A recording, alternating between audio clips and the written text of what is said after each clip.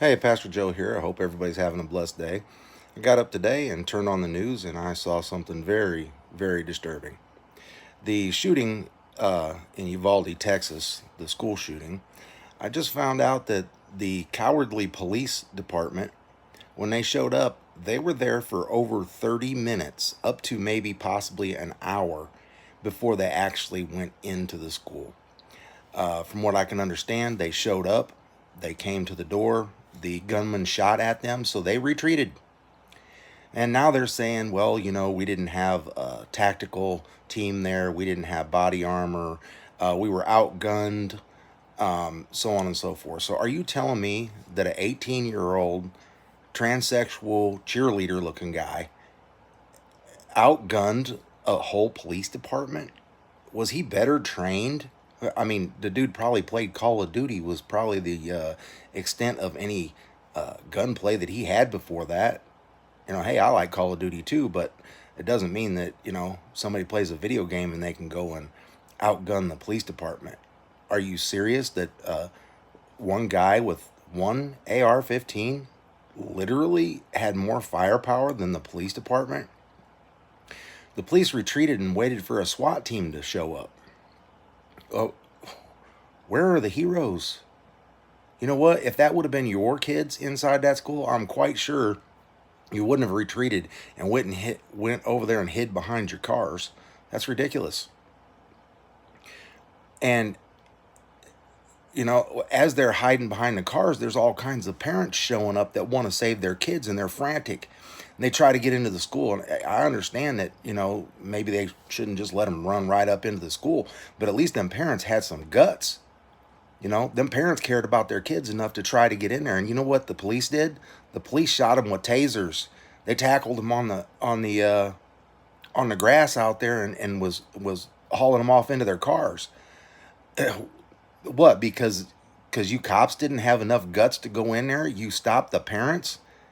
Hey, if you had to pull a trigger, man, couldn't you pull a trigger in opposition to the guy that was in there killing them kids? You gave him half an hour or more to go in there and slaughter anybody he wanted. Again, this goes back to my same point. We need armed guards of some type in all schools at all entrances. These kids are our main asset.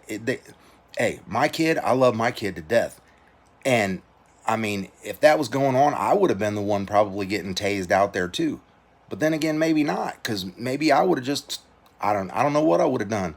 But it's ridiculous that they treated the parents like the criminals while the criminal was in there murdering more kids. Man, this is ridiculous. Them officers, every single one of them need to resign, and whoever was in charge, the commanding officer, he needs to be prosecuted. That's what needs to go on. We need to protect our kids, you guys. This is not a gun control issue. This is a mental illness, crazy people issue. That's what it is. Making more gun laws is not going to stop this. It's not. Because criminals do not follow the law. That's why they're called criminals. This is so simple. I just don't get why people get on the TV and talk about, we got to take away the guns. You take away the guns from the law-abiding citizen who's going to follow more gun laws, and the only ones that are going to have the guns are the criminals. Then what are we going to do? Come on, we don't need to call a police department who's going to show up and then sit outside and, hide behind their cars for 30 minutes or more. We need somebody right there on the scene that can handle the situation. And the only way to stop a gun is with another gun. As soon as we realize this, people, the better things are going to get. But unfortunately, it looks like they're just going to keep on pressing this gun control until they can take the guns out of the hands of the American citizen. Because this tyrannical government is trying to not only keep us in our houses over every little virus, whether real or made up, or maybe not made up, but let's just go with inflated. Somebody gets a sniffle and all of a sudden it's locked down the whole city and give everybody in the world a vaccine. We've seen this with COVID. We've seen this with monkeypox now. We've seen this with swine flu. We've seen this with bird flu. Well, I mean, come on. How many more times has got to go? They just want to stick you with a needle. They ain't sticking me. They're just not sticking me. I'd rather take a bullet than a vaccine.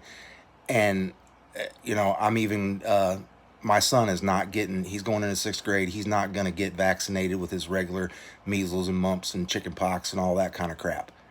It's just not going to happen because I don't trust them of what they're putting in those needles. If they can't get us to take a COVID vaccine, and they can't force us.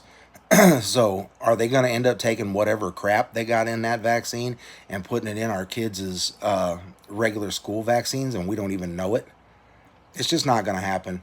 And here's the bottom line with when it comes to all those vaccines. When's the last time you've seen a big measles outbreak, mumps outbreak? You don't see this stuff. This stuff is mostly eradicated. And maybe that's due to the vaccines in the past. I get that. I understand that.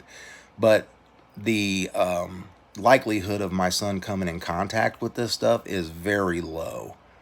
And I don't see any reason why you need to go out and get a shot to keep this stuff at bay if the possibility is so low.